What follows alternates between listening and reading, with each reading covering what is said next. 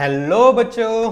तो मैं प्रदीप प्रजापति वापस से आपका मैथ्स मोमेंटम चैनल पर स्वागत करता हूँ बेटा। ओके। तो हम लोग ने शुरू किया था अलजेब्रा एंड ज्योमेट्री। तो हम लोग ने अलजेब्रा ज्योमेट्री के 3 वीडियो तो मैंने प्रोवाइड कर दिए थे, मतलब टोटल अब तक टोटल मिला के 6 वीडियो प्रोवाइड हो चुके हैं 2 वीक के अंदर। ओके। उसमें हम लोग ने शुरू किया था सिमिलैरिटी को, तो आप लोग वहाँ पे जाके देख सकते हो। अगर आपको डायरेक्ट चाहिए, आपको ढूंढना ना पड़े, तो आप एक काम करिए, जो प्लेलिस्ट का सेक्शन बना हुआ है मेरे चैनल पर, जो प्लेलिस्ट का सेक्शन बना हुआ है वहाँ पे आप जाइए। वहाँ पे आपको सिमिलैरिटी का एक फोल्डर मिल जाएगा। सिमिलैरिटी का एक फोल्डर मिल जाएगा, उसमें आप क्लिक करो। वहाँ पे आपको सारे वीडियो, जितने भी मैंने सिमिलैरिटी से रिलेटेड जितने भी वीडियो मैंने बनाए हैं और अपलोड किए हुए हैं, वो आपको वहाँ पे आपको मिल जाएंगे। ओके। तो कोई झंझट नहीं होगा उसमें। सीक्वेंस वाइज आपको अरेंज करके दे दिया मैंने वीडियो। एंड अगर आपको जो अलजेब्रा का टॉपिक चालू है अरिथमेटिक प्रोग्रेशन, और उससे रिलेटेड मुझे आपको सारे के सारे वीडियो चाहिए एक सीक्वेंस वाइज में, तो आप वही प्लेलिस्ट में जाइए और वहाँ पे एक फोल्डर बना हुआ है अरिथमेटिक प्रोग्रेशन करके, तो आप वहाँ पे जाके सारे वीडियोस को आप देख सकते हो 1 बाय 1। ओके। तो चलिए हम लोग शुरू करते हैं आज के लेक्चर को। आज के लेक्चर को शुरुआत करने से पहले मैं आप लोगों को, जो नए नए लोग जुड़े होंगे चैनल से, मैं होप करता हूँ नए लोग जो चैनल से जुड़े होंगे उनको मैं अपना छोटा सा एक ब्रीफ इंट्रोडक्शन दे देता हूँ 1 मिनट का। ओके। उसके बाद हम लोग अपने सब्जेक्ट की तरफ, चैप्टर की तरफ मूव ऑन करते हैं। ओके। तो जैसे कि मैंने अपना नाम बताया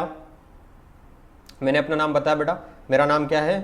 प्रदीप प्रजापति। क्या नाम है? प्रदीप प्रजापति। ओके। और कुछ बच्चे मुझे प्रदीप भैया भी बोलते हैं एंड पैडी सर भी बोलते हैं, तो इट डिपेंड्स ऑन यू कि तुम मुझे क्या बोलते हो। ओके, ठीक है। और सबसे इंपॉर्टेंट थिंग बच्चों के लिए माइंड में होती है कि जो मुझे सिखा रहा है, जिस टीचर से मैं पढ़ रहा हूँ, उसके क्वालिफिकेशन क्या है। तो मैं अपनी क्वालिफिकेशन बताना चाहता हूँ बेटा कि मैंने इंजीनियरिंग कंप्लीट किया हुआ है, जो बीई लिखा हुआ दिख रहा है आप लोगों को, बीई मैकेनिकल। एक्चुअली वो बीई मतलब होता क्या है? Bachelor of engineering. जो लोग इंजीनियरिंग कर लेते हैं तो वो डिग्री जो होती है, वो डिग्री को हम लोग बोलते हैं बैचलर ऑफ इंजीनियरिंग। ओके। और किस फील्ड से किया है मैंने? इंजीनियरिंग में बहुत सारे फील्ड्स होते हैं, तो मैंने किस फील्ड से किया हुआ है? तो मैकेनिकल ब्रांच से मैंने अपनी डिग्री को हासिल किया है। ओके। और अब उसके बाद बच्चों के मन में एक डाउट होता है कि जो टीचर से मैं पढ़ रहा हूँ वो न्यू टीचर है या उसने और भी बच्चों को पढ़ा है, कितने साल से, अगर पढ़ा रहे तो कितने सालों से पढ़ा रहे हैं। तो मैं अपना बता देना चाहता हूँ कि जो मेरा एक्सपीरियंस है वो मेरा एक्सपीरियंस है 3 साल का बेटा। मैं 3 साल से टीचिंग फील्ड में हूँ। जब से मैंने इंजीनियरिंग को पास आउट किया है तब से मैं टीचिंग फील्ड में हूँ। अप टू 12th क्लास में टीचिंग करता हूँ। Okay, up to 12th class में टीचिंग करता हूँ और 3 सालों से करता आ रहा हूँ। ओके। तो आपको संदेह नहीं होना चाहिए कि मैं कैसा सिखाऊंगा।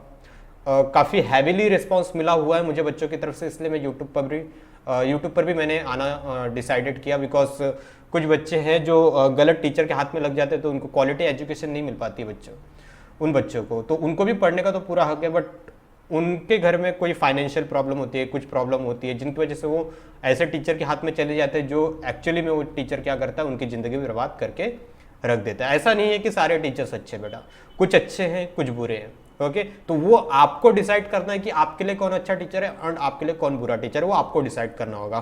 क्योंकि अगर आपने आज गलत डिसीजन ले लिया बेटा टीचर्स को लेके, तो जो अभी आपको कुछ नहीं पता चलेगा कि आपके साथ सही हो रहा है या गलत हो रहा है, वो आप लोगों को अभी नहीं पता चलेगा। कुछ साल बाद जब आपको रियलाइज होने लगा कि अरे यार मैंने तो कुछ सीखा ही नहीं है मैथ्स में, तब आपको रियलाइज होगा कि आप किसी गलत इंसान के हाथ में चले गए थे उस टाइम पे, लेकिन वो वक्त वापस रिटर्न नहीं आ सकता। तो इसलिए बेटर ऑप्शन है कि आज ही आप डिसाइडेड कीजिए कि आपके लिए अच्छा टीचर कौन सा है। ओके। और उसे फॉलो कीजिए, मैं इतना ही बोलूंगा। ओके। चाहे वो यूट्यूब पे हो या ऑफलाइन हो या ऑनलाइन कोई क्लास का हो, आपको डिसाइड करना है कि आपके लिए बेस्ट टीचर कौन है, कहाँ से आपको सारी चीज़ें समझ आती है। ओके। कौन ऐसा टीचर है जो आपके लिए अवेलेबल है। जब भी आप डाउट पूछो आपके लिए कौन अवेलेबल है, कौन आपके डाउट को एकदम अच्छे से क्लियर करता है, आपको टाइम कौन टीचर देता है, वो क्लियर आउट करो और वहाँ उस बेसिस पर डिसाइड करो कि आपके लिए कौन सा टीचर अच्छा है। ओके। टीचर सबसे इंपॉर्टेंट पार्ट है बेटा। अगर तुमको लाइफ में अगर बेटा सचिन तेंदुलकर के पास उनके जो कोच थे वो अगर नहीं होता, तो बेटा आज जो सचिन तेंदुलकर है वो सचिन तेंदुलकर नहीं होता, क्रिकेट के भगवान नहीं होते आज वो। ओके। तो सब फील्ड में, अलग अलग फील्ड्स में आपको एक टीचर की, एक अच्छे कोच की जरूरत होती है बेटा। ओके। विदाउट कोच या विदाउट टीचर जो शिष्य होता है, जो सीखने वाला इंसान होता है, वो कुछ भी नहीं होता बेटा। उसके बिना कुछ भी नहीं होता। ओके, तो हर एक फील्ड में, आप कोई भी फील्ड में रहो, आप पढ़ाई के फील्ड में हो तो आप अपने अच्छे टीचर को ढूंढिए। अगर आप मतलब आप स्पोर्ट्स में कुछ करना चाहते हैं तो वहाँ पे आपको गाइड कौन अच्छा टीचर करता है वो ढूंढिए, तो आपके ऊपर डिपेंड करता है। ओके, ठीक है। तो मेरा एक्सपीरियंस 3 साल का मैंने बता दिया। 3 साल से मैं बच्चों के साथ बातचीत होती है मेरी। ओके, काफ़ी बच्चों को मैंने गाइड भी किया हुआ है, तो यहाँ पे भी मैं इस चैनल पे भी आप लोगों को टाइम टू टाइम गाइड करता रहूँगा कि किस तरह से पढ़ना होता है, किस तरह से नोट्स बनाने होते हैं, किस तरह से क्या करना होता है, किस तरह से सब्जेक्ट को पढ़ना होता है। ये सारी चीज़ें मैं वन बाय वन करूँगा आप लोगों के साथ। ठीक है, अब बात करते हैं हम लोग सब्जेक्ट टेकन पे। मैं कौन सा सब्जेक्ट लेता हूँ, तो देखिए जो मेरा एरिया ऑफ इंटरेस्ट है, जो मुझे ज़्यादा पसंद है, वो है ज्योमेट्री। ओके, लेकिन मैं एल्जेब्रा भी पढ़ाया हूँ, मैंने एल्जेब्रा भी पढ़ा है, ज्योमेट्री भी पढ़ा है, बट जो मेरा एरिया ऑफ इंटरेस्ट में बोला जाता है वो ज्योमेट्री, क्योंकि ज्योमेट्री मेरे अंदर पहले से उसको लेके क्रेज़ है बहुत, ज्योमेट्री को लेके, इसलिए मैं ज्योमेट्री पढ़ाना ज़्यादा प्रेफर करता हूँ। बट ऐसा नहीं है कि मैं एल्जेब्रा नहीं पढ़ाता, एल्जेब्रा भी उतनी अच्छी तरीके से पढ़ाता हूँ जितना अच्छे तरीके से मैं ज्योमेट्री पढ़ाता हूँ। ठीक है, तो आपको संदेह नहीं होना चाहिए कि आप मुझसे पढ़ रहे हैं तो कुछ गलत टीचर से पढ़ रहे हैं, आपको ऐसा नहीं लगना चाहिए। आप वीडियो को रुक के देखिए, आधे घंटे मैक्सिमम 20 से 25 मिनट तक आप लोग रुक के देखिए। आप लोगों को अगर पसंद ना आए तो आप स्किप करके जा सकते हैं, कोई रोक टोक नहीं है किसी का भी ऑनलाइन के प्लेटफॉर्म पे। ओके, लेकिन आप आधे घंटे रुक के देखने की कोशिश करिए, उसके बाद ही तो आप डिसाइड कर पाओगे कि ये टीचर अच्छा है या नहीं है। ओके, सिर्फ बड़े बड़े सब्सक्राइबर होने से बेटर टीचर अच्छा हो ये कोई ज़रूरी नहीं। ओके, ये बात तो आप नोट डाउन करके रख लो। ओके, ठीक है। मैं अभी मैंने चैनल ओपन किया तो अभी सीधी सी बात है, मेरे इतने सब्सक्राइबर्स नहीं होंगे, ज़्यादा व्यूज़ नहीं आएंगे, बट वो धीरे धीरे आएंगे बेटा। ओके, इसलिए मैं उसी की तरफ बढ़ रहा हूँ, इसलिए मैं कंटिन्यू आपको शेड्यूल के हिसाब से वीडियो आपकी तरफ प्रोवाइड कर रहा हूँ, तो ताकि आपको भी फायदा हो जाएगा। ओके, ठीक है। तो देखो, हम लोग ने जो लास्ट वीडियो तक किया था अलजेब्रा में, हम लोग ने क्या शुरू किया, हम लोग ने अरिथमेटिक प्रोग्रेशन शुरू किया। क्या शुरू किया? Arithmetic progression. Okay, arithmetic progression में हम लोग ने 3.1 प्रैक्टिस सेट को पूरी तरह से खत्म कर दिया था बेटा। 3.1 प्रैक्टिस सेट को पूरी तरह से खत्म कर दिया था। तो आज जो शुरू करने जा रहे हैं हम लोग शुरू करने जा रहे हैं कॉन्सेप्ट्स रिलेटेड टू 3.2। जो 3.2 में जो रिलेटेड कॉन्सेप्ट्स है, उनसे रिलेटेड जो चीज़ है वो पहले आज हम लोग सीखेंगे।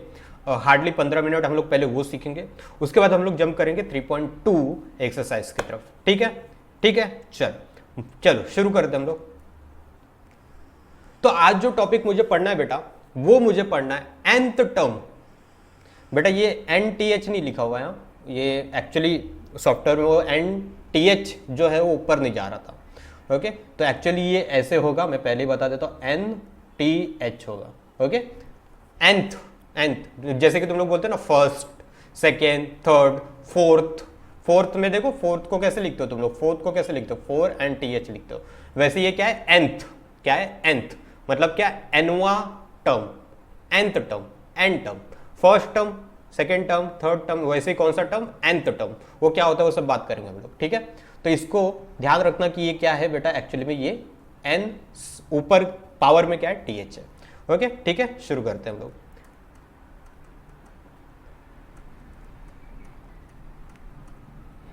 चलो, तो nth term in arithmetic progression, nth term in arithmetic progression. अब ये होता क्या सर, ये nth टर्म किस बला का नाम है? तो मैं तुमको थोड़ा फ्लैशबैक में लेके जाने की कोशिश करता हूँ। इस सॉफ्टवेयर में तो नहीं है, बिकॉज ये सॉफ्टवेयर मैंने चेंज किया है, तो बेटा मैंने आधी चीज इससे रिलेटेड मैंने थर्ड लेक्चर में सिखा दिया बेटा। ओके, तो थोड़ा उसी चीज को मैं अभी एकदम बोलते हैं ना क्विक रिविजन करके आपको समझाऊंगा, लेकिन अगर उसको आपको स्लोली समझना है और अच्छे से समझना है तो थर्ड लेक्चर आप मेरा देख सकते हो। अगर आपने देखा है तो आपको समझ में आ जाएगा कि मैं क्या कर रहा हूँ।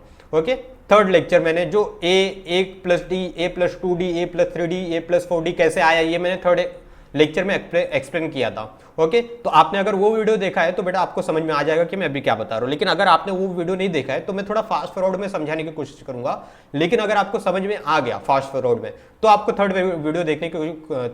वीडियो जो है वो देखने की जरूरत नहीं है, अगर आपको ऐसे समझ में आ जा रहा है तो। अगर इन केस आपको समझ में नहीं आता जब मैं फास्ट फॉरवर्ड में समझाऊंगा तो आप थर्ड वीडियो को एक बार देख लेना, तो आपके डाउट क्लियर हो जाएंगे। ठीक है, चलो हम लोग शुरू करते हैं आज के लेक्चर को। फिर nth टर्म मतलब होता क्या है, चलो देखते। देखो, एपी को हम लोग कैसे करते हैं, AP इज, AP क्या होता है बेटा, T1, ओके। एक काम करता हूँ, एग्जाम्पल दे देता हूँ, या फिर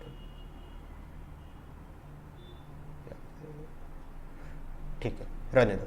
AP is what, T1 comma T2 comma T3 comma T4 comma T5 comma dash dash dash dash dash. ये क्या हो रहा है, ये जो सीरीज है वो चलते जा रही है, वो चलते जा रही है।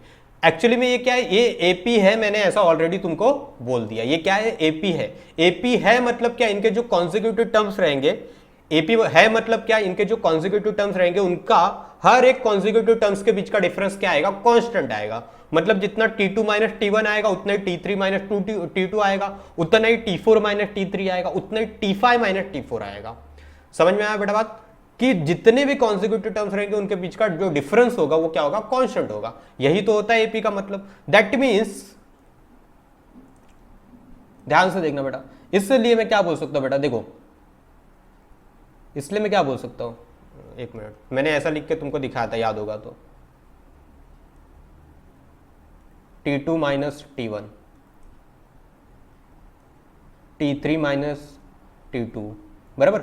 अगर मैं बोलूं कॉन्सिक्यूटिव टर्म्स का डिफरेंस निकालो तो तुम लोग क्या करते हो, बाद वाला माइनस पहले वाला ना, बराबर, वही तो काम कर रहा हो, दिख रहा होगा तुम लोग को। फिर इसको अगर मैंने किया तो क्या होगा, T4 माइनस T3, फिर उसके बाद T5 माइनस T4। ओके, तुमको पता है कि ये एपी है, तुमको पता है कि ये एपी है, दैट मीन्स कि ये जो कॉन्सिक्यूटिव टर्म्स का डिफरेंस आएगा वो सबके लिए क्या होगा, इक्वल होगा। सबके लिए क्या होगा, इक्वल होगा। और ये सबके लिए इक्वल होता है बेटा, इसको हम लोग क्या बोलते हैं, एपी अगर होता है तो उस कॉन्सिक्यूटिव टर्म्स के जो डिफरेंस निकलते हैं उसको हम लोग क्या बोलते हैं, कॉमन डिफरेंस। कॉमन डिफरेंस, और उस कॉमन डिफरेंस को हम लोग रिप्रेजेंट किससे करते हैं, तो तुम बोलोगे सर उसको रिप्रेजेंट करते हैं डी से। किससे, स्मॉल डी से। तुम इससे रिप्रेजेंट करते हो, तुमने बोला ठीक, मैंने भी बोला ठीक। चल अब मैं बात करता हूं, ध्यान से देखना, देखो ध्यान से। दैट मीन्स कि तुम्हारा T2 माइनस T1, और एक मिनट, और एक चीज मैंने तुमको बताया था, याद होगा तो, कि जो ये A होता है बेटा, ये जो A होता है, ये जो T1 होता है, इसको हम लोग क्या बोलते हैं, A भी बोलते हैं, इसको क्या बोलते हैं, A भी बोलते हैं। A मतलब क्या, फर्स्ट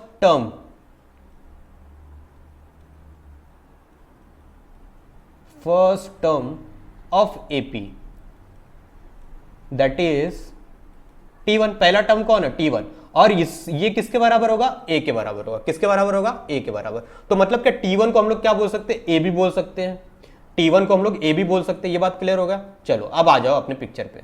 चलो देखो, किसी ने बोला कि मुझे T2 minus T1 equal to D होता है सर। किसी ने मुझे बोला कि T2 minus T1 equal to क्या होता है, डी होता है सर। मैं बोला ठीक है, देखो T1 की वैल्यू मुझे पता है क्या होता है, A होता है। अब T2 की वैल्यू A और D के टर्म में निकाल लो। तो देखो अगर मैं निकालना चाहूँ T2 की वैल्यू तो क्या होगा, T2 इक्वल टू क्या होगा, T1 को यहां पे लेके आ जाओ, T1 प्लस डी हो जाएगा। अब देखो T1 की जगह पे मैं क्या लिख सकता हूं, A लिख सकता हूं बेटा, A लिख दिया। ये T1 की जगह पे A लिख दिया बेटा, ये T1 की जगह पे ये A लिख दिया मैंने। लिख सकता हूं ना, T1 मतलब क्या, A, T1 मतलब क्या, A। चलो A प्लस डी, मतलब T2 की वैल्यू क्या आ गई बेटा, A प्लस डी। T2 की वैल्यू क्या आ गई बेटा, A प्लस डी। ऑब्जर्व करते चलना बेटा, बहुत मजा आने वाला है। देखो nth टर्म निकालते कैसे, उसके लिए मैं ये सब एक्सप्लेन कर रहा हूं। अदरवाइज मैं तुमको डायरेक्ट फॉर्मूला बता देता और तुम्हारा आंसर आ जाता उससे, लेकिन तुम उसके पीछे की फीलिंग को समझो बेटा। मैथ्स करना इंपॉर्टेंट नहीं है बेटा, मैथ्स तो सब लोग कर लेते हैं, फीलिंग तो लो मैथ्स में, कि ये ऐसा हो क्यों रहा है। जिस दिन तुम्हारे फंडे क्लियर हो गया ना बेटा कि ये ऐसा हो क्यों रहा है, उस दिन तुम आधे मैथ्स तो ऐसे सीख गए बेटा, ऐसे ही तुम आर्यभट्ट बन गए बेटा। समझ में आ? अब देखो T2 minus T1 equal to D होता है। फिर दूसरा देखो T3 minus T2 equal to भी क्या है, डी है। T3 माइनस T2 भी इक्वल टू क्या है, डी है।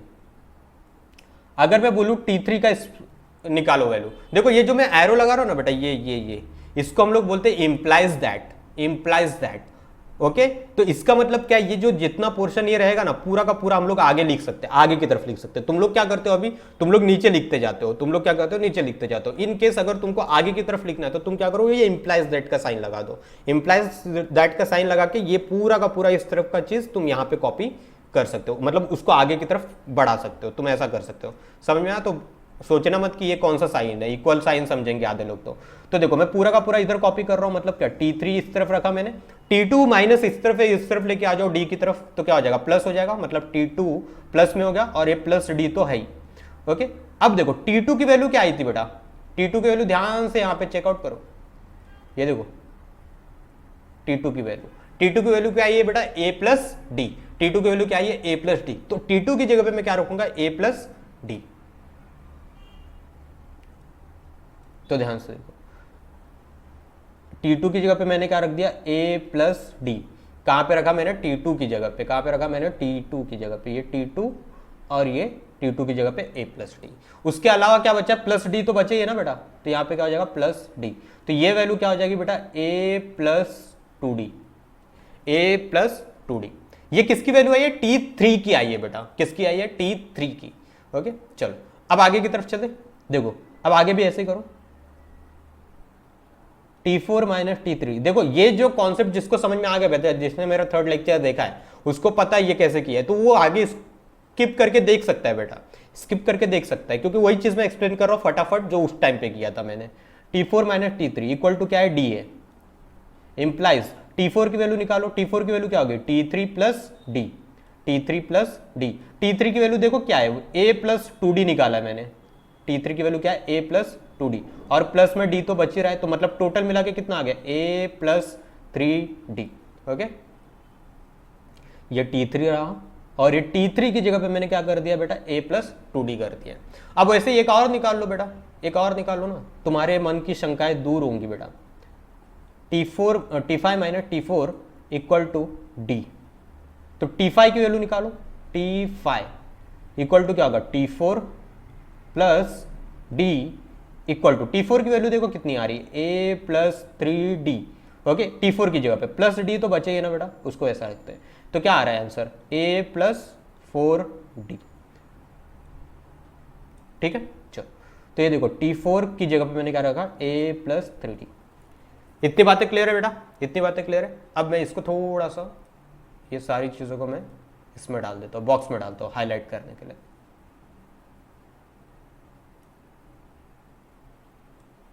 ठीक है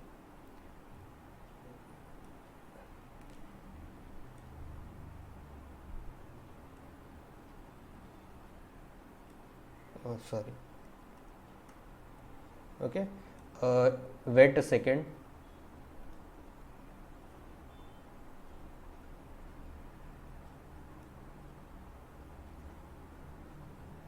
ठीक है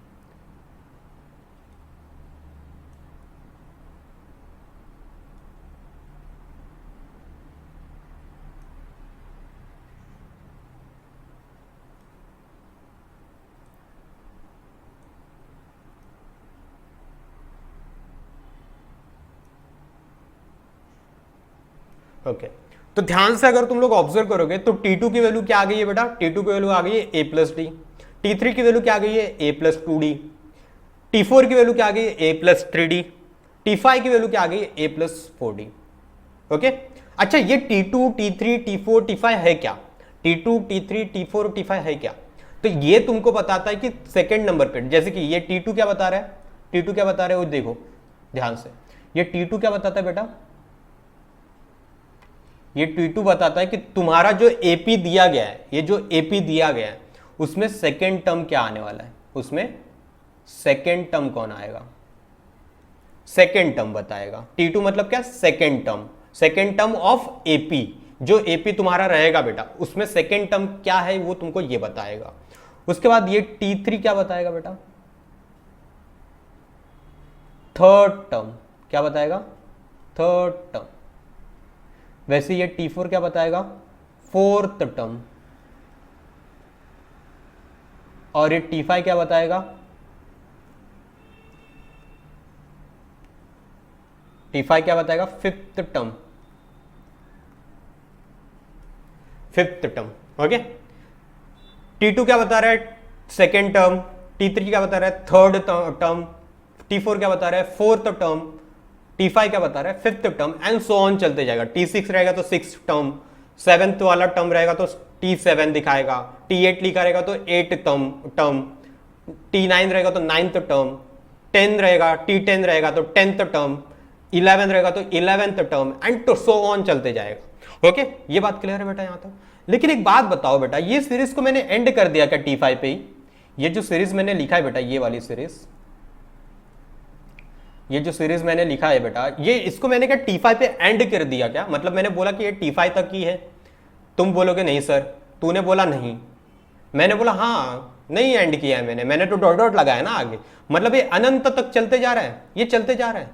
और देखो, जब मुझे पता नहीं होता है कि एंड में कौन सा नंबर है, कितवा नंबर है, तो मैं क्या मान लूंगा, n मान लूंगा। ओके, ये देखो, ये फर्स्ट टर्म है मान लो, ये क्या है फर्स्ट, ये क्या फर्स्ट, ये सेकंड, ये थर्ड, ये फोर्थ, ये फिफ्थ। ओके, ऐसा चलते जा रहा है, तो लास्ट में कोई n नंबर आएगा। ओके, मान लो यहां पे क्या नंबर आ रहा है, t आ रहा है। अब मुझे पता नहीं वो पहला है, दूसरा है, तीसरा है, चौथा है, पांचवा है, क्या है मुझे पता नहीं, लेकिन मैं बोलता हूं कि जितने नंबर्स है ना बेटा, वो टोटल नंबर की संख्या मैं बोलता हूं n है। कितनी है? टोटल नंबर ऑफ टर्म्स कितने हैं? n है, मैं बोलता हूं। तो मैं उसको दिखाना चाहूँ तो कैसे दिखाऊंगा बेटा? tn दिखाऊंगा। क्या दिखाऊंगा? tn दिखाऊंगा। इसका मतलब क्या? nth term. देखो, इसको क्या बोलते थे? T1 को क्या बोलते थे? First term. T2 को क्या बोलते थे? Second term. T3 को क्या बोलते थे? Third term. वैसे ही अगर Tn रहा तो उसको क्या बोलेंगे? nth term. nth टर्म मतलब क्या? तुम्हारा एपी का लास्ट टर्म की बात करेगा वो। किसकी बात करेगा? लास्ट टर्म जो होगा बेटा, जो लास्ट एनवा टर्म होगा उसकी बात करेगा। लेकिन इसका मतलब ये नहीं है कि बेटा जो एपी में जो सबसे लास्ट टर्म होगा उसी को मैं Tn बोलूंगा बेटा, ऐसा कोई जरूरी नहीं है। वो चीज को मैं क्वेश्चन लेके मैं तुमको समझाने की कोशिश करूंगा उस चीज को, कि Tn का मतलब एक्चुअली में सिर्फ लास्ट टर्म नहीं होता। Tn का मतलब होता है कि अगर मैं बीच में से भी कोई नंबर पूछ लूं, अगर सोचो एक मिनट रुक जाओ, मैं इसको तुमको एग्जांपल दूंगा तब मैं इस चीज को क्लैरिफाई करूंगा बहुत अच्छे से। तो रुक जाओ, देखो, तो तुमको देखो, ये जो Tn टर्म है, ये Tn टर्म, इसको अभी इतना ही समझो कि ये Tn टर्म है, बराबर। अच्छा, इसको निकालना होगा तो मैं कैसे निकालूंगा? देखो, T1 टर्म निकालना था, अभी एग्जाम्पल में दूंगा बेटा, एग्जाम्पल इसका मैं बहुत अच्छे से दूंगा। ओके, वेट करना बेटा थोड़ा सा बस। देखो, T1 टर्म को हम लोग ने क्या बोल दिया? T1 होता है फर्स्ट टर्म, और ये किसके बराबर होता है? A के बराबर, बराबर है। वैसे देखो, T2 सेकेंड टर्म की वैल्यू क्या आई है? A plus D. देख सकते हो तुम लोग, T2 की वैल्यू क्या आई है? A plus D.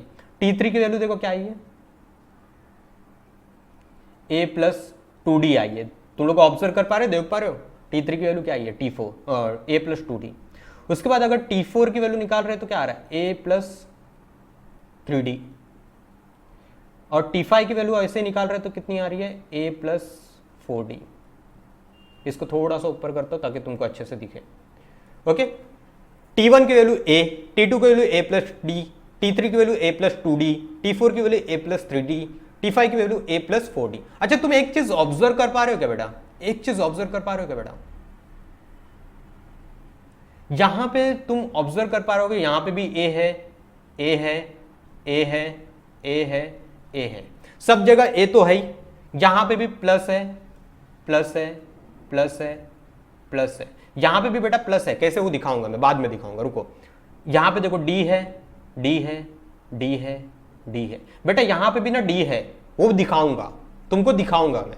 वहां पे भी D है लेकिन तुमको नहीं दिख रहा है, वो क्यों नहीं दिख रहा है वो मैं दिखाऊंगा अभी, रुको थोड़ा सा वेट करो। देखो, मतलब तुम्हारा क्या, तुम्हारा कोई भी टर्म निकालने के लिए बोला जाए तो तुम्हारे कौन सी चीज से कांस्टेंट है? A कांस्टेंट है, प्लस कांस्टेंट है, और D भी कांस्टेंट है। ये तो कोई भी तुम टर्म निकालो, चाहे तुम 10वां टर्म निकालो, 20वां टर्म निकालो, 50वां निकालो, तुमको A दिखेगा, D दिखेगा, ये बात तो फिक्स है। मतलब क्या, अगर मुझे nth टर्म निकालना हो, कोई एपी का कोई भी टर्म निकालना हो, कोई भी nth टर्म, मतलब बेटा क्या है पता है क्या? nth टर्म का जनरली मीनिंग क्या है? कोई भी टर्म, एपी का कोई भी टर्म तुमको निकालने बोल दूं तो तुम निकाल सको, उस टर्म को हम लोग क्या बोलेंगे? nth टर्म बोलेंगे, कोई भी टर्म। ओके मैं तुमको 10वां टर्म निकालने बोलूं तो वो 10 जो रहेगा वो क्या बन जाएगा, n बन जाएगा। मैं तुमको बोलूं 20वां टर्म निकालो, 20वां ओके 20 टर्म निकालो, तो तुम्हारे लिए tn क्या बन जाएगा, तुम्हारे लिए nth टर्म क्या बन जाएगा, 20 बन जाएगा। अगर मैं बोलूं कि 15th 50 टर्म निकालो तुम, तो तुम उसको कैसे, तुम्हारे लिए nth टर्म कौन हो जाएगा, t50 हो जाएगा। ऐसे करके बेटा तुम कोई भी टर्म निकाल सकते हो। तो वो कोई भी जो टर्म तुमको निकालने बोला जाएगा वो तुम्हारा एक्चुअली क्या होता है, nth टर्म। ओके तो वैसे देखो यहाँ पे t1 t2 t3 t4 t5 तक मैं निकाल के दिया, लेकिन अगर मुझे इसके आगे बहुत कोई दूर की नंबर निकालनी हो, 20वां टर्म 50वां टर्म, तो मैं क्या करूंगा बेटा, तो मुझे उसके लिए कोई फॉर्मूला तो चाहिए, डायरेक्ट मैं वैल्यू पुट करूँ और आ जाए, डायरेक्ट वैल्यू पुट करूँ और आ जाए, ऐसा कोई तो चीज चाहिए ना मुझे। तो वही हम लोग रेडी करने जा रहे हैं, देखो वही हम लोग रेडी करने जा रहे हैं अब।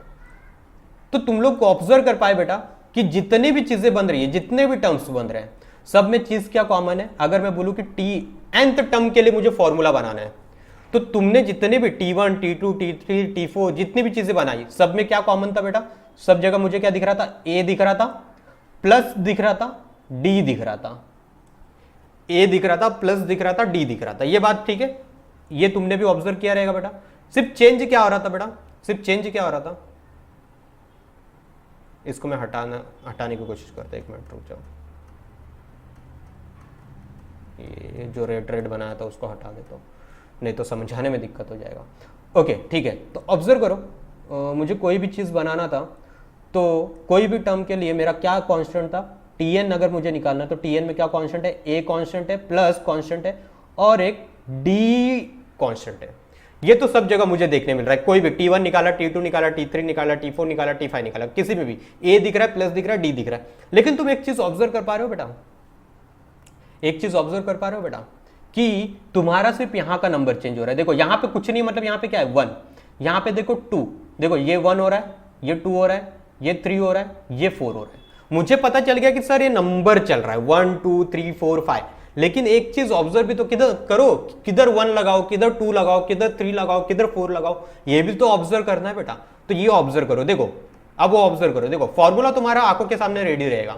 देखो यहां पे क्या आया था, इधर था 1, यहां पे है 2, यहां पे है 3, यहां पे है 4, है या नहीं। तो लेकिन तुम अगर ध्यान से नोटिस करोगे ना, जो भी टर्म मैं निकाल रहा हूं, जैसे कि सेकेंड टर्म निकाल रहा हूं, यहां पे 2 है, तो यहां पे वो नंबर एक कम हो जा रहा है, देखो ध्यान से 1 हो जा रहा है। जैसे कि थर्ड टर्म निकाला, मतलब 3 यहां पे, तो यहां पे देखो एक कम हो जा रहा है 2, यहां पे क्या है 4, तो देखो यहां पे एक कम हो जा रहा है 3, यहां पे देखो 5, तो यहां पे एक देखो कम हो जा रहा है बेटा 4। मतलब क्या, तुम जो भी टर्म निकाल रहे हो, मतलब 5वां टर्म अगर निकाल रहे हो, t5 निकाल रहे हो, तो तुम्हारा वो d के साथ कौन सा नंबर आ रहा है, उससे एक कम आ रहा है। जैसे कि तुम 2 निकाल रहे थे, t2 निकाल रहे थे, तो d के साथ क्या आया, 1 आया, मतलब एक कम हुआ। t3 निकाल रहे हो तो d के साथ देखो क्या आया, एक कम करो, t3 ना, मतलब 3 कर रहे हो, 3 में से एक कम करो, 2 लगा दोगे। t4 निकाल रहे हो तो क्या करोगे, एक कम, 4 से एक कम करो 3, तो d के साथ क्या लगाओगे, 3 लगाओगे। बेटा ऐसे क्या हो रहा है, कोई भी टर्म तुमको निकालना है तो तुम क्या कर रहे हो, उस नंबर में से जो नंबर पे तुम निकाल रहे हो, tn निकाल रहे हो, जो भी टर्म तुम निकाल रहे हो, उसका जो भी नंबर रहेगा, चाहे वो 50वां हो, 60वां हो, 70वां हो, 80वां हो, कोई भी हो, तुम क्या करोगे, उसमें से एक कम कर दोगे। एक कम कर दोगे। तो ध्यान से अगर तुम ऑब्जर्व करोगे बेटा, तो यहां पे क्या हो जाएगा, यहां पे तुमको देखो फॉर्मूला बना के मैंने रेडी कर दिया है। ओके देखो ध्यान से, यहां पे क्या है d, क्या मैंने बोला, जो भी यहां पे लिखा रहेगा बेटा, जो भी n लिखा है, जैसे कि देखो यहां पे 5 लिखा था, ये ऑब्जर्व करो, देखो t5 लिखा था, तो मैंने क्या किया, 5 से एक कम कर दिया, मतलब 4 कर दिया। मतलब क्या करूंगा मैं, 5 - 1 लिखूंगा तो 4 आएगा ना बेटा। यहां पे ये 4 मतलब क्या, 5 - 1, ये t4 लिखा है, इधर ये 3 का मतलब क्या है, 4 - 1, ऐसा करके क्या है, ऐसा कर करके मैंने फॉर्मूला रेडी किया। देखो कैसे, ओके तो यहां पे देखो, यहां पे क्या है n, तो यहां पे हम लोग क्या लिखेंगे, ये ब्रैकेट d के साथ क्या लिखेंगे बेटा, d के साथ लिखेंगे n - 1, n है ना, टोटल कितने पे निकालना है, n पे निकालना है, लेकिन मैंने क्या बोला, उससे एक कम, तो यहां पे क्या हो जाएगा n - 1, यहां पे क्या हो जाएगा n-1, और यही तुम्हारा बेटा फॉर्मूला है, यही तो एक सिंपल फॉर्मूला है बेटा जिसपे तुमको काम करना है। Okay, don't mug up the formula, don't mug up the formula. बेटा तोते जैसा रटना मत कि ये फॉर्मूला आया कैसे, मैंने तुमको बना के बता दिया बेटा कि ये फॉर्मूला आया कैसे,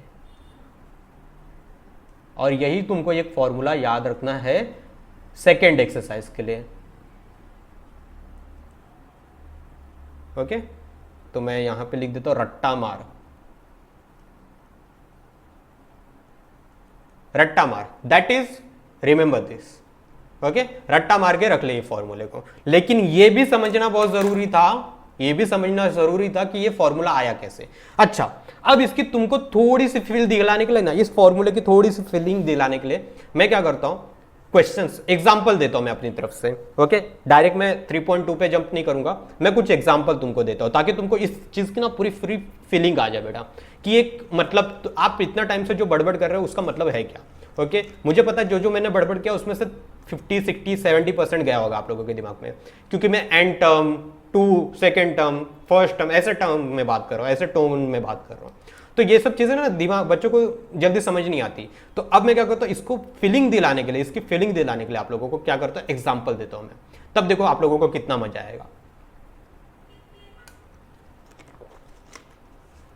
ओके, चलो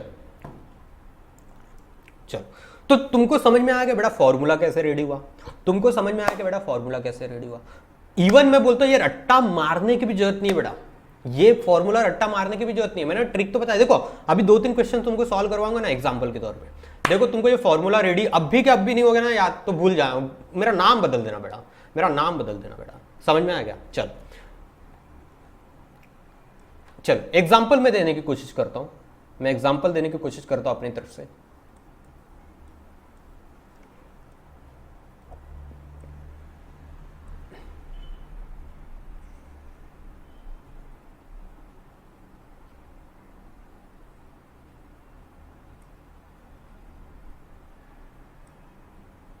ओके परफेक्ट, चल एग्जाम्पल लिखने की कोशिश करते हैं हम लोग। यहां पे लिख देता हूं, हेडिंग लिख देता हूं एक बार एग्जाम्पल करके, तो आप लोगों को अच्छी फीलिंग आ जाएगी एकदम मस्त वाली। देखो एकदम फील लेके पढ़ना बेटा। देखो अगर तुम ये समझ गए ना ये फॉर्मूले को यूज कैसे करना है, तो बेटा तुम्हारे लिए 3.2 हाथ की मैल है। क्या है? हाथ की मैल। समझ में आ गया बेटा? 2 मिनट रुक जाना बेटा, इसको थोड़ा सा अच्छे से दिखा दूँ। प्रेजेंटेशन भी अच्छा इंपॉर्टेंट होना चाहिए आप लोगों को पढ़ने के लिए भी, तो इसलिए थोड़ा करना पड़ता है मेहनत, लेकिन आप लोग हो कि शेयर ही नहीं करते वीडियो को। ओके चलो एग्जाम्पल करते, तो पहला एग्जाम्पल लिख के लो, पहला एग्जाम्पल लिख के लो बेटा। पहला example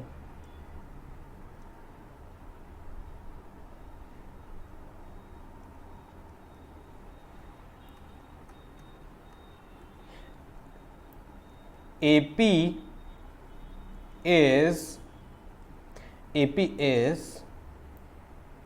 3, 5, 7, 9, 11, dash dash dash dash dash।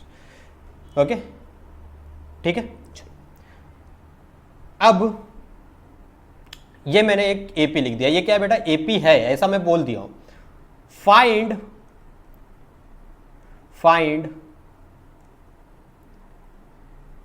15th, which one? 15th term of given AP।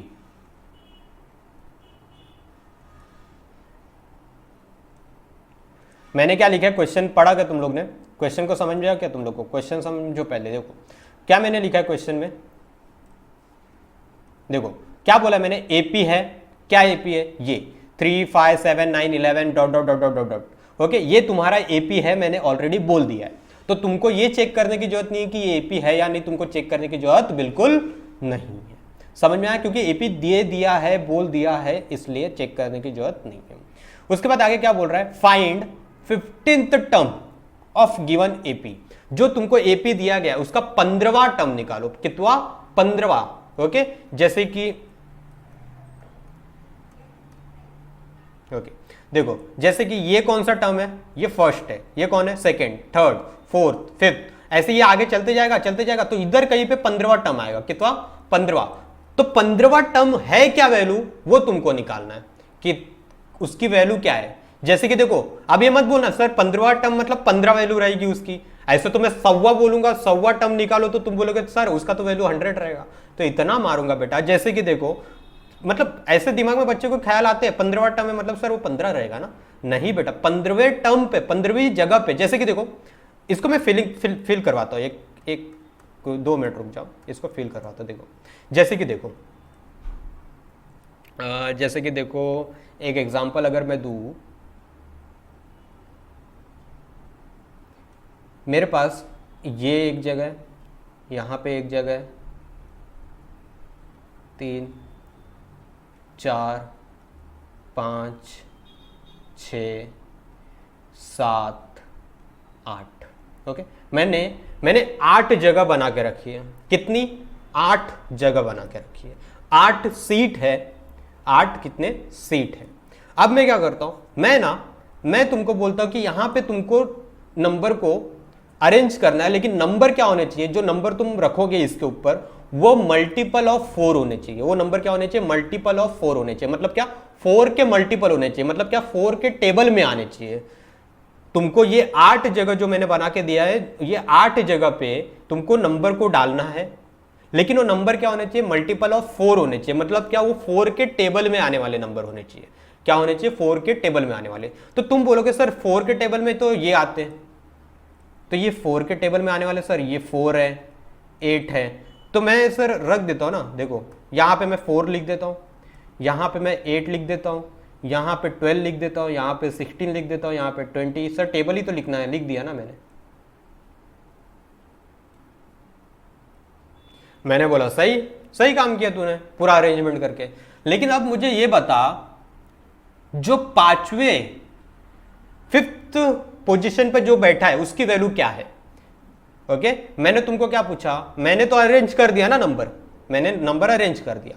अब मैंने तुमको पूछा कि जो 5th पोजीशन पे जो बैठा है नंबर, उसकी वैल्यू क्या है।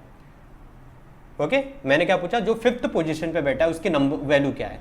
तो तूने बोला सर जो 5th पोजीशन पे बैठा है, 5th पोजीशन मतलब क्या, ये फर्स्ट पोजीशन है सर, ये सेकंड पोजीशन है सर, ये थर्ड पोजीशन है सर, ये फोर्थ पोजीशन है सर, ये 5th पोजीशन है सर। तो 5th पोजीशन पे जो वैल्यू बैठी है उसकी वैल्यू क्या है, 20 है। जो नंबर बैठा है उसकी वैल्यू क्या है, 20। तो एक्चुअल में तुमने क्या निकाला, 5th टर्म निकाला बेटा। क्या निकाला, 5th टर्म निकाला। 5th टर्म कितना आया, 20 आया। 5th टर्म क्या आया, 20 आया। तो ये जो T5 लिखूंगा ना बेटा, T5 की वैल्यू क्या होगी, 20 होगी। क्या होगी, T5 की वैल्यू 20 होगी। ओके, समझ में आया बेटा। T5 लिखना मतलब क्या, 5th टर्म। अब वो 5th टर्म अलग अलग एपी में अलग अलग आ सकते हैं। जैसे कि ये एग्जांपल मैंने दिया जो 4 8 12, तो उसमें 5th टर्म कौन आया, 20 आया। लेकिन जो अब मैंने एग्जांपल लिया बेटा, एग्जांपल में वो 5th टर्म कितना है, देखो गिन के।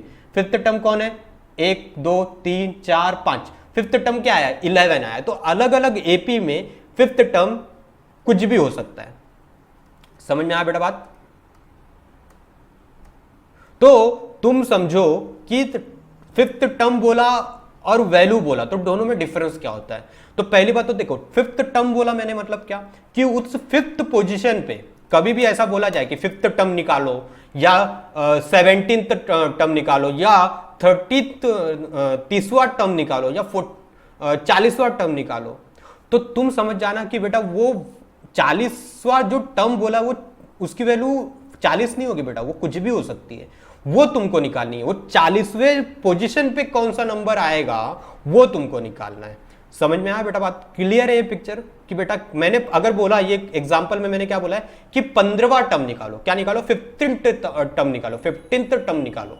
तो मतलब क्या, तुमको ये जो एपी दिया है उसमें जो 15वीं जगह पे जो बैठा है, जैसे कि देखो ये पहली जगह पे कौन बैठा है, पहली जगह पे बैठा है सर 3, पहली जगह पे कौन बैठा है 3, दूसरी जगह पे कौन बैठा है 5, तीसरी जगह पे 7, चौथी जगह पे 9, पांचवी जगह पे 11। वैसे ही 15वीं जगह पे क्या नंबर बैठा होगा वो तुमको पता लगा के बताना है। वो तुमको क्या बताना है, पता लगा के बताना है। तो जो बेटा मैंने Tn equal to a plus bracket में n-1 इंटू डी, ये फॉर्मूला जो निकाल के बताया ना, वो यही बताने का काम करता है। ओके, चलो इसको मैं मिटा देता हूं। क्वेश्चन के साथ साथ फीलिंग देते जाऊंगा बेटा, टेंशन मत लो, बहुत सारी चीजें मैं बताते जाऊंगा। क्योंकि देखो, मुझे ये नहीं चाहिए कि तुम जब क्वेश्चन पढ़ो तो तुम्हारा दिमाग घूम जाए, मैं ये बिल्कुल नहीं चाहता। इसलिए सारी चीजें जो क्वेश्चन से रिलेटेड होती है मैं तुमको अब भी बता दूंगा। इसको मैं थोड़ा सा डिलीट कर देता हूँ, कचरा हो गया। तो चलो लिख लेता हूँ मैं वापस से, कोई बड़ी बात नहीं। 3, 5, 7, 9, 11। ओके, ये मेरा दिया है एपी। ये क्या दिया है? एपी। तो देखो, जो मैंने फॉर्मूला देखा है बेटा, अच्छा सोचो तुम 15 तो मैं ऐसे भी निकाल सकते थे क्या? अगर मैं तुमको बताऊं, अगर मैं तुमको गाउटी तरीका बताऊं, गाउटी तरीका बताओ। देखो 3 लिखा है, 5 लिखा है, 7 लिखा है, 9 लिखा है, 11 लिखा है। अभी देखना, मैं तुमको ना एकदम मस्त बताऊंगा। देखो मैं ऐसे एक गाउटी तरीके से करूंगा और एक अपना जो फॉर्मूला मेथड है उससे करूंगा। देखना आंसर सेम ही आएगा, लेकिन अपना जो मेथड है, जो फॉर्मूला दिया गया है, उससे अपना काम बहुत आसान हो जाएगा। उससे अपना काम कितना 20 मिनट में हो जाएगा। उससे अपना काम कितना मिनट में हो जाएगा? उससे अपना काम 2 मिनट में हो जाएगा। लेकिन ये गाउटी तरीका लगाऊंगा तो बेटा, गाउटी तरीका लगाऊंगा तो बेटा 20 मिनट, 25 मिनट, 30 मिनट लग जाएगा। समझ में आया? तो देखो ये कौन सा टर्म है बेटा? ये 1, ये फर्स्ट टर्म है, ये सेकंड, ये थर्ड, ये फोर्थ, ये फिफ्थ। अच्छा, तो अगर मैं तुमको पूछूं कि इसके आगे 11 के आगे कौन सा टर्म आएगा, तो तू क्या बोलेगा? तू ऑब्जर्व करेगा पहले तो कितना ऐड हो रहा है यहाँ पे, 2। मतलब आगे टर्म पाने के लिए मुझे क्या करना पड़ेगा? 2 ऐड करना पड़ रहा है। ध्यान से देखो, 5 से 7 जाने के लिए मुझे क्या करना पड़ेगा? +2, फिर 7 to 9 जाने के लिए +2, फिर 9 to 11 जाने के लिए +2। मतलब तुम क्या देख पा रहे हो कि सर आगे का नंबर जाने के लिए, आगे का नंबर पाने के लिए मुझे +2 करना पड़ रहा है पिछले वाले नंबर पे। दैट मीन्स कि सर ये आगे वाला नंबर यहाँ पे 11 में +2 करूंगा सर 13 आएगा, 13 के आगे 2 और ऐड करूंगा 15 आएगा, 15 के आगे 17 आएगा, 17 के आगे 19 आएगा, फिर 21 आएगा, फिर 23 आएगा, फिर 25 आएगा, फिर 27 आएगा, फिर 31 आएगा,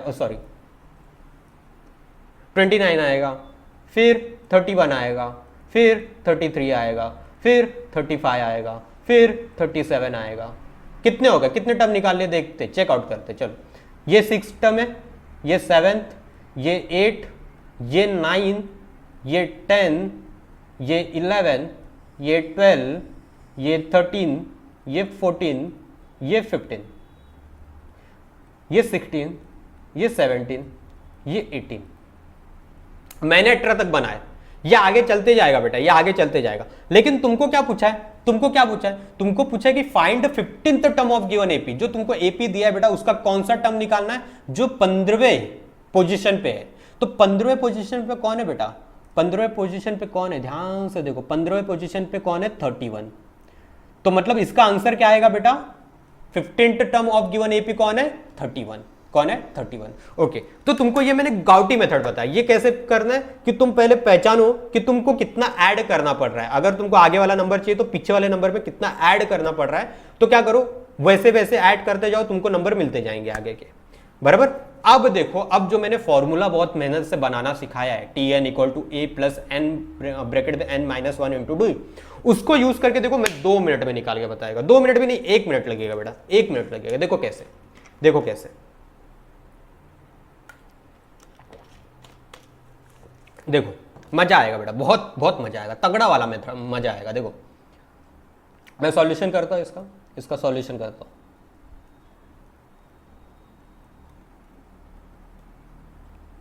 बेटा एक्सरसाइज पे तो मैं शुरू कर दूं पढ़ाना, लेकिन बेटा फील नहीं आएगा तुमको फील नहीं आएगा कि सर ये कर क्यों रहे हम लोग कर क्यों रहे। तुमको फील ही नहीं आएगा बेटा। पहला फील ले लो, किसी भी सब्जेक्ट को पढ़ने का, इंटरेस्टिंग तरीके से पढ़ने का बेटा, किसी भी सब्जेक्ट को, तो पहले उसका फील लो बेटा, उसका फील लो। जिस दिन तुम फील ले लिए ना किसी भी सब्जेक्ट का, तो तुमको मजा खुद ही आने लगेगा सब्जेक्ट में। कोई भी सब्जेक्ट बोरिंग नहीं बेटा, हिस्ट्री, सिविक्स, ज्योग्राफी, इकोनॉमिक्स, जो भी सब्जेक्ट है सारे इंटरेस्टिंग है।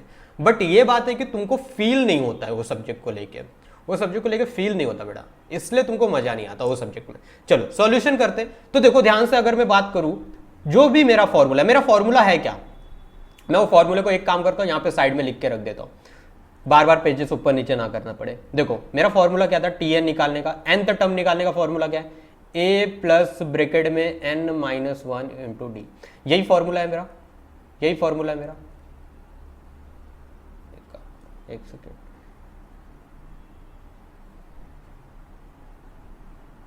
चलो तो तुमको किसकी किसकी जरूरत है, ध्यान से देखो बेटा, ए की जरूरत है तुमको, किसकी जरूरत है, ए मतलब क्या, तुम्हारा एपी का जो पहला टर्म होगा उसको क्या बोलोगे तुम, ए। उसके बाद किसकी जरूरत है, देखो डी, उसके बाद किसकी जरूरत है, डी। डी क्या होता है, दो नंबर्स के बीच का डिफरेंस, दो कॉन्सिक्यूटिव टर्म्स के बीच का डिफरेंस, कॉमन डिफरेंस मतलब। और एपी दिया है तो बेटा क्या करो, बस कोई भी दो नंबर उठाओ, कोई भी दो नंबर उठाओ अगल बगल वाले, और उनका डिफरेंस निकाल लो, वही तुम्हारा डी का वैल्यू हो जाएगा। तुमको हर एक कॉन्सिक्यूटिव टर्म्स के पास जाके डिफरेंस नहीं निकालना पड़ेगा, कोई भी अगल बगल वाले नंबर उठाओ दो और उनको माइनस करो और तुमको आंसर मिल जाएगा डी का। तो देखो मैं लिखने का तरीका मेरा चेक करना बेटा कैसा लिखना है, given AP is what 3, 5, 7, 9, 11, dot 3, 5, 7, 9, 11 3, 5, 7, 9, 11। एक मिनट रुक जाना, मेरा पॉइंटर हाँ मिला, चलो 3, 5, 7, 9, 11। तो तुमको ए निकालना ना, ए क्या होता है, जो भी तुमको एपी दिया है बेटा उसका पहला टर्म, उसका पहला टर्म। तो पहला टर्म है कौन, यहां पे पहले नंबर पे कौन दिख रहा है तुमको, 3। तो लिखो डायरेक्ट, लिखो here T1 equal to 3, T2 equal to 5। पहले T1, T2, T3, T4 सब बता देना होता है बेटा। T3 इक्वल टू क्या है 7, T4 equal to 9, T5 equal to 11। उसके बाद देखो, अब मुझे पता है first term of AP is equal to T1, और ये T1 किसके बराबर होता है, ए के बराबर, और ये ए किसके बराबर है बेटा, 3 के बराबर है। किसके बराबर है, 3 के बराबर है। अब डी निकालना बाकी है, अब क्या निकालना बाकी है बेटा, डी निकालना बाकी है। तो क्या लिखने का, कॉमन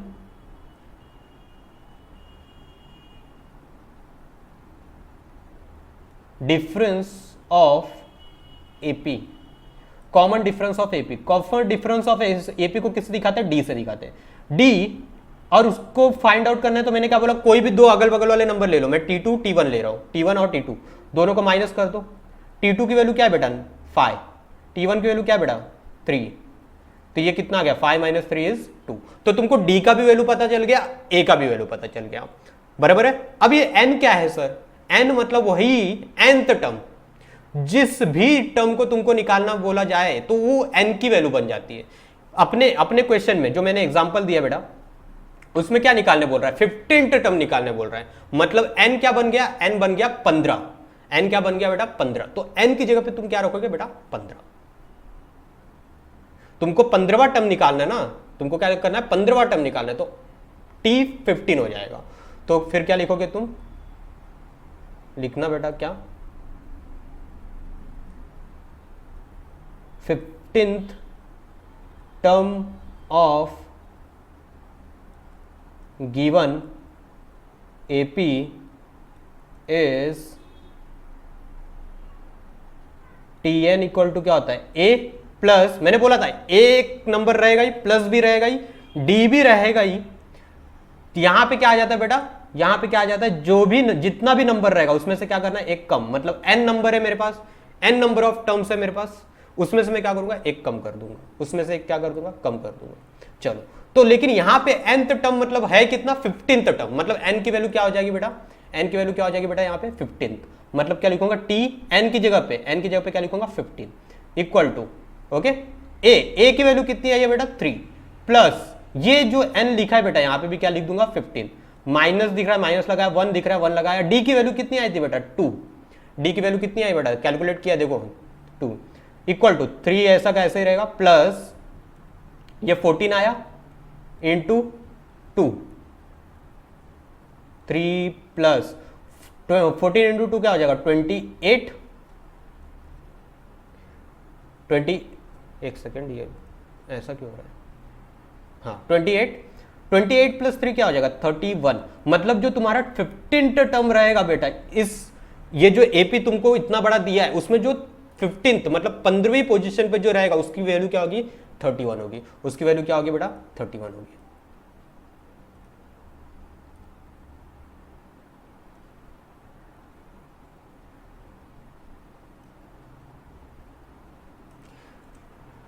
समझ में आ गया। अब जरा चेक करो, ये जो मैंने ये अपना स्मार्ट मेथड से निकाला, ये जो अपना फॉर्मूला मेथड से निकाला, और जो गाउटी मेथड सा, जो गाँव वाले मेथड यूज करते होंगे, वो सेम आया है क्या?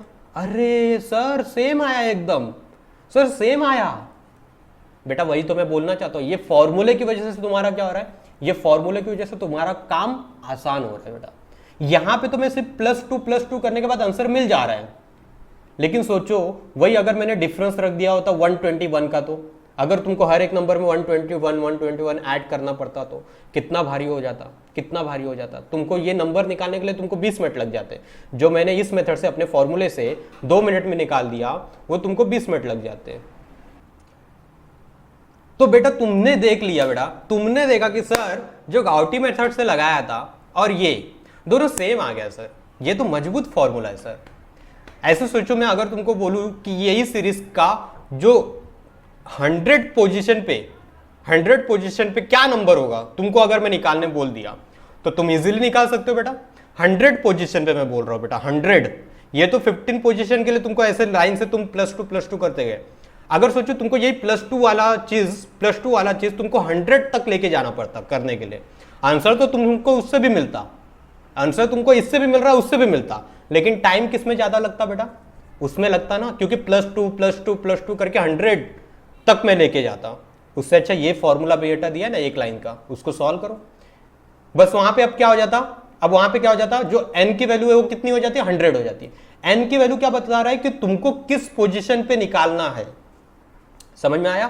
तो जो पोजीशन पे तुमको निकालने बोला जाए कि इस पोजीशन पे क्या नंबर होगा, तो तुमको क्या कर देना, n की वैल्यू चुपचाप तुमको n की वैल्यू क्या करनी है, वो पुट कर देनी है जिस पे तुमको वैल्यू निकालनी है। समझ में आया बेटा। देखो इसके ऊपर मेरे को और 2-3 एग्जांपल्स देने हैं बेटा, इसी चीज से रिलेटेड जितने टाइप के क्वेश्चन बन सकते हैं ना बेटा, एग्जांपल मैं तुमको उससे रिलेटेड देना चाहता हूं, पूरा फील करवाना चाहता हूं बेटा ये चीज की। ओके तो दो एग्जांपल या 3 एग्जांपल और मैं दूंगा, उसके बाद 3.2 की शुरुआत कर दूंगा मैं, 3.2 की शुरुआत करूंगा। आई होप तुमको ये एग्जांपल से सारी चीजें क्लियर हो गई होंगी कि tn का मतलब क्या होता है, a + n-1d। देखो फॉर्मूला भी याद रखना कोई जरूरत नहीं है, जरूरी नहीं हो गया। अब देखो a तो रहता ही है, प्लस रहता ही है, d रहता ही है। अब मैंने क्या बोला, d के साथ एक ऐसा नंबर का मल्टीप्लाई होता है, और वो नंबर क्या होता है कि जिस भी पोजीशन पे निकालना है, जिस भी पोजीशन पे 15वें पे निकालना है, 16वें पे निकालना है, तो तुम क्या करो, वो 15 या 16 जो भी लो तुम, उसमें से क्या करो -1 कर दो। मतलब यहां पे जैसे कि tn nth पे निकाल रहा हूं तो क्या करूंगा, n में से 1 कम कर दूंगा, तो n-1 कर लूंगा, हो गया बात खत्म। समझ में आया। तो बेटा आज के वीडियो को मैं यहीं पे स्टॉप करता हूं। ओके आज के वीडियो को यहीं पे स्टॉप करता हूं, एंड नेक्स्ट वीडियो में आप लोगों को कंटिन्यू करेंगे वहां से हम लोग। ओके नेक्स्ट वीडियो से। तो अगर वीडियो पसंद आए, आपको लगे कि यार मजा आ गया, फील आ गई पूरी की पूरी अरिथमेटिक में ये फॉर्मूले की, तो बेटा प्लीज लाइक कर दो चैनल वीडियो को, एंड सब्सक्राइब कर दो। अगर कोई नया बंदा कोई है तो वीडियो को लाइक, चैनल को सब्सक्राइब कर देना, एंड वीडियो को शेयर करो बेटा। जितना आग फैला सकते हो बेटा, ये जो आग जली है मेरे सीने में बेटा, वो आग अगर बुझ गई बेटा तो वीडियो मिलने बंद हो जाएंगे आपको। और मैं सिर्फ फॉर्मूला लिखा के आपको सिर्फ सॉल्व नहीं करवाना चाहता, ये बात याद रखो। मेरे चैनल पे अगर आप लोग जुड़े हो ना बेटा, तो आपको कुछ टाइम के बाद पता चलेगा कि बेटा मैंने कितना सीख लिया बेटा, ये मैं गारंटीड लिख के देता हूं। मैं ऐसे ही नहीं बोल रहा हूं, मेरे को 3 साल हो गया टीचिंग में रहते रहते, और मुझे हैवीली रिस्पॉन्स मिलता है स्टूडेंट्स की तरफ से।